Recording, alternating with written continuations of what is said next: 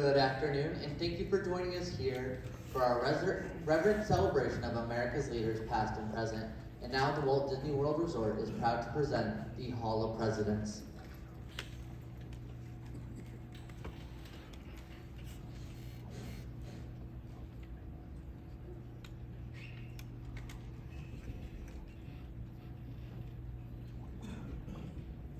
This program is dedicated to the memory of Walt Disney. In 1971, his love for America inspired the creation of the Hall of Presidents, a place to celebrate the optimism and goodwill he saw at the heart of the American story. Walt's vision was to honor the nation by honoring the American presidency.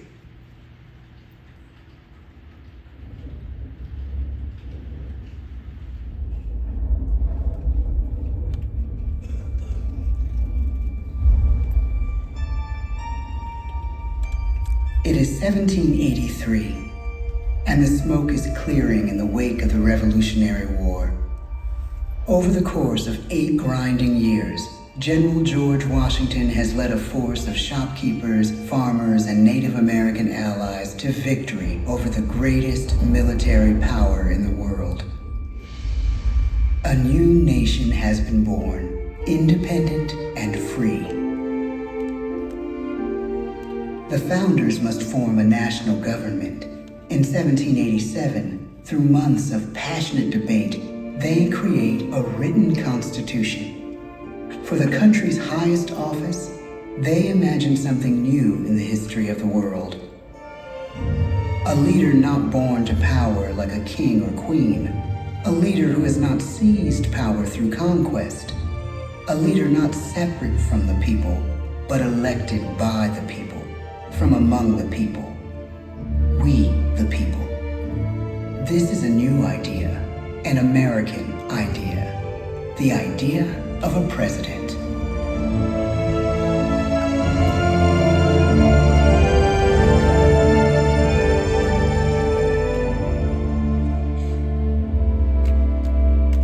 The people don't know exactly what a president will be, but there is little doubt who it will be. George Washington's stature and bearing have marked him as a leader. His integrity has made him a great one. Washington knows that many generals who have led successful revolutions make themselves dictators or kings. Instead, he steps down from power and retires to his home, Mount Vernon. The world takes note, and George Washington becomes the symbol of American ideals. In the first presidential election, it's Washington by a landslide. The only doubt seems to be his own. He writes, "Integrity and firmness is all I can promise. Integrity and firmness is exactly what we need." Everything he does as president will set a model for his successors. His final act may be the most important of all. After 2 terms, with no term limit in the Constitution and amid overwhelming support to stay in office, he steps down once again and hands power back to the people. He wants us to speak, to elect a new president. During the early years of the Republic, we choose leaders as different as Thomas Jefferson, John Adams, and Andrew Jackson. Elections are often bitter. Each president stands at that fiery intersection where personal character meets the challenges of the times. Some call the presidency a glorious burden. Jefferson calls it a splendid misery. We, the people, must choose well. We elect 15 presidents before the course of history brings us to the edge of a crisis like no other. A nation born of freedom still permits slavery. As the country pushes west, will new states be slave or free? The question produces bitter conflict. The issue rocks the election of 1860 and brings Abraham Lincoln onto the national stage. The tall, lanky, some say uncouth candidate from Illinois is a master of words at a time when speeches are printed in full for people to read. A house divided against itself cannot stand, he has said. With Lincoln's election, the House does indeed divide. Civil War. 11 states secede from the Union. The war becomes a defining passage in the American story. The president's own inner strength and depth of character changed the course of history. Lincoln had come up the hard way on the American frontier, desperately poor, with less than a year of formal schooling. His early years were scarred by tragedy, the death of his mother, his sister, his first love. He struggles with depression, but never loses his determination to rise above it. He once said he's driven by a desire to leave the world a little better place for having lived in it. The war rages. Lincoln fights to preserve the Union and end slavery. Neither is a sure thing. At Gettysburg, Pennsylvania, 6 months after one of the bloodiest battles of the war, the president dedicates a cemetery to the thousands of soldiers who died there, in words we can never forget.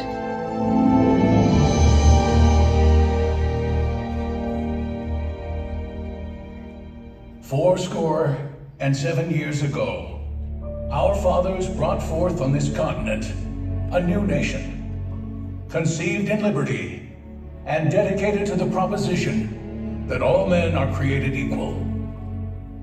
Now we are engaged in a great civil war, testing whether that nation or any nation, so conceived and so dedicated, can long endure.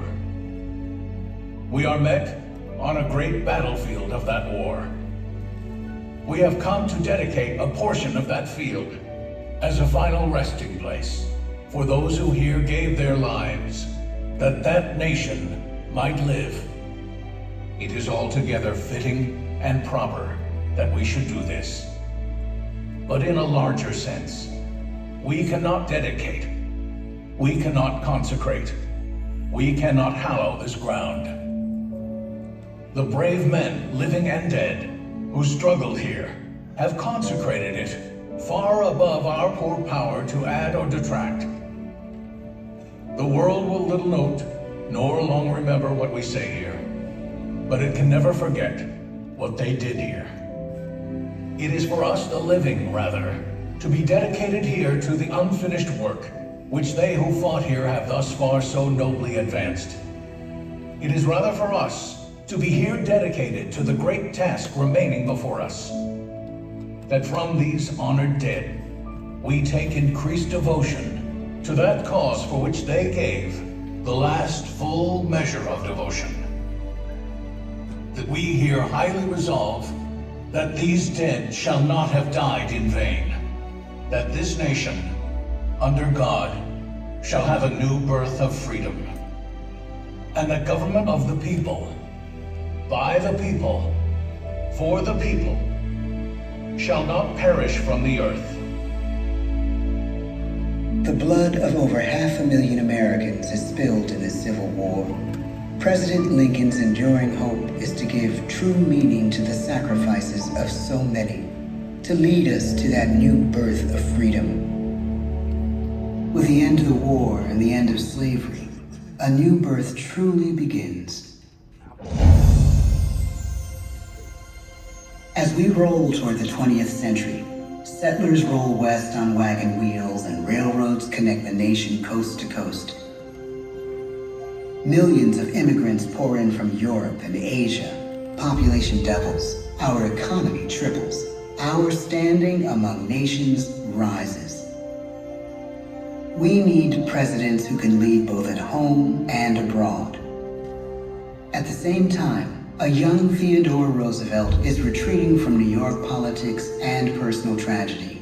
The death of his wife and his mother on the same day in the same house. In the Badlands of North Dakota, he rethinks his life and the life of his country. He returns stronger in body and spirit. His renewed energy is just what his country needs.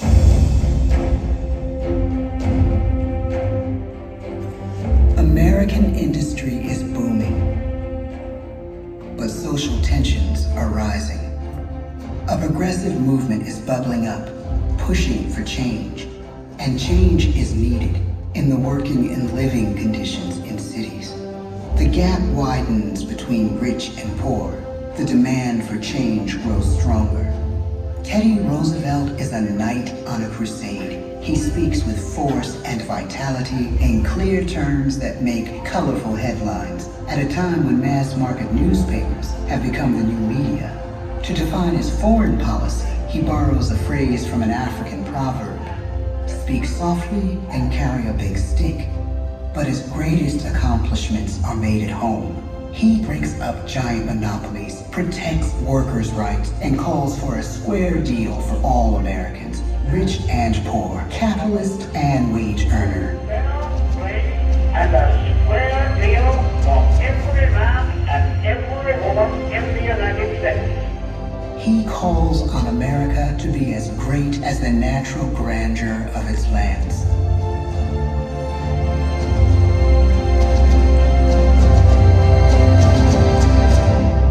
Keep your eyes on the stars and your feet on the ground, he tells us. And we do.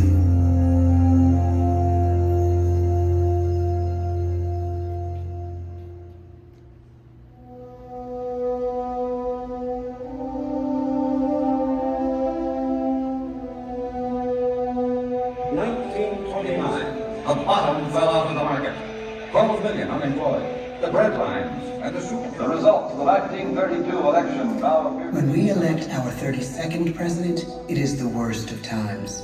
The course of history and the course of one president's life again shape a turning point in our national destiny. Franklin D. Roosevelt, paralyzed by polio, knows how to restore the faith of a people paralyzed by the Great Depression. I believe in practical explanation and in practical policy. He has found the inner strength his countrymen now need. He speaks to us like a friend, a neighbor. His optimism is contagious, his voice perfect for the latest breakthrough medium, radio. He calls us to believe we have nothing to fear but fear itself. And we do believe. Tonight's attacks on England are perhaps the most widespread of a war in the course of the day. But an even greater challenge dominates his final years in office. The Second World War.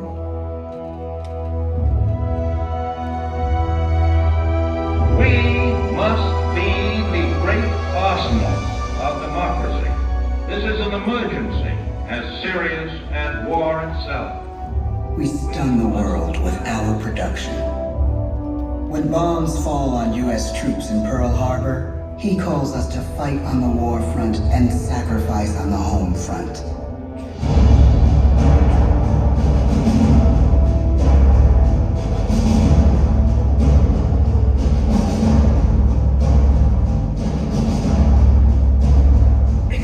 The harder the sacrifice, the more glorious the triumph.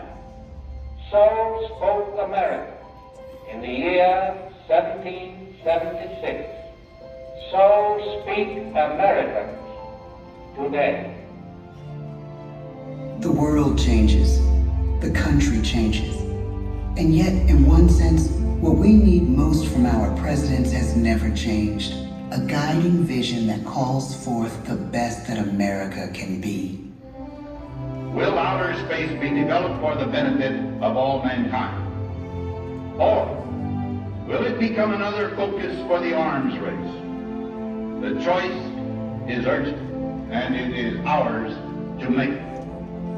Ask not what your country can do for you. Ask what you can do for your country. But really, it's all of us who must overcome the crippling legacy of bigotry and injustice. And we shall overcome. One of the agreements that President Sadat and Prime Minister Begin are signing tonight is entitled A Framework for Peace in the Middle East. Mr. Gorbachev, tear down this wall. You have lost too much, but you have certainly not lost America. I can hear you. The rest of the world hears you. Loving this country requires the willingness to speak out for what is right, to shake up the status quo. That's America. Our presidency is no longer just an idea. It is an idea with a proud history. Ladies and gentlemen, the presidents of the United States of America.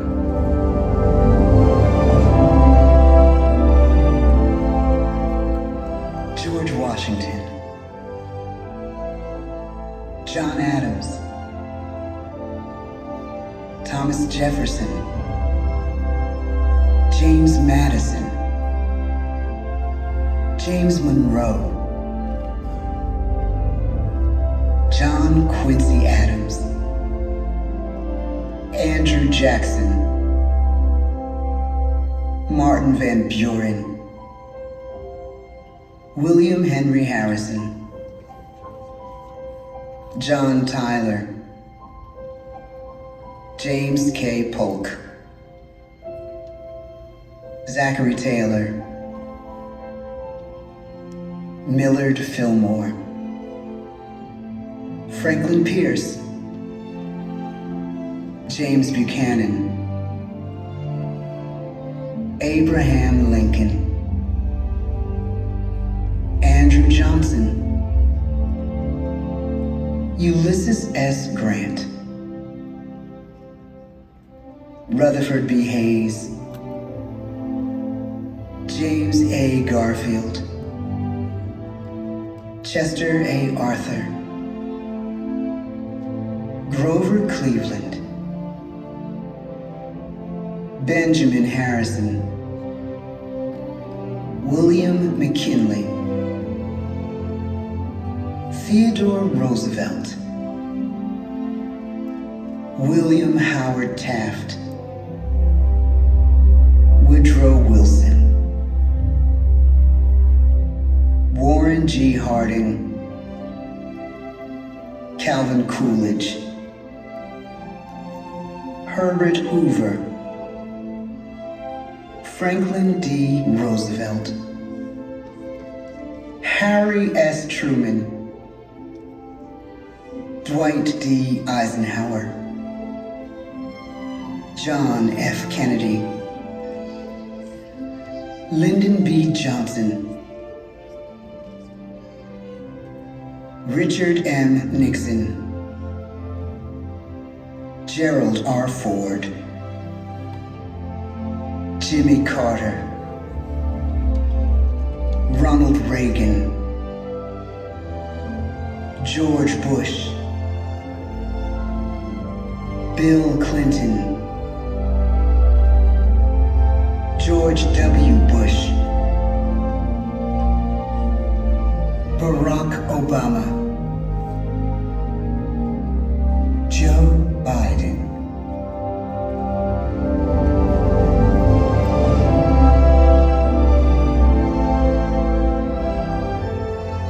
And now we come to the present. Once again, we place our trust in the idea of a president, as we have from the beginning. My fellow citizens, no event could have filled me with greater anxieties than that notification on the 14th day of April, 1789, that you had selected me to lead our nation. But it was with the confidence of my fellow citizens that I took an oath. 35 simple words that have been repeated by every American president throughout history.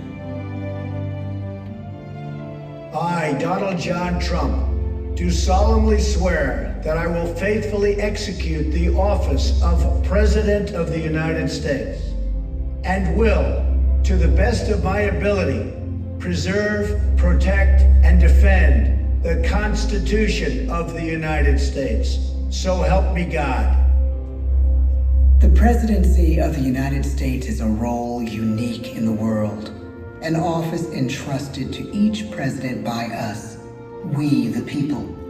Therein lies the genius of that new idea, now over 200 years old. A new idea our presidents have turned into a great American idea again and again.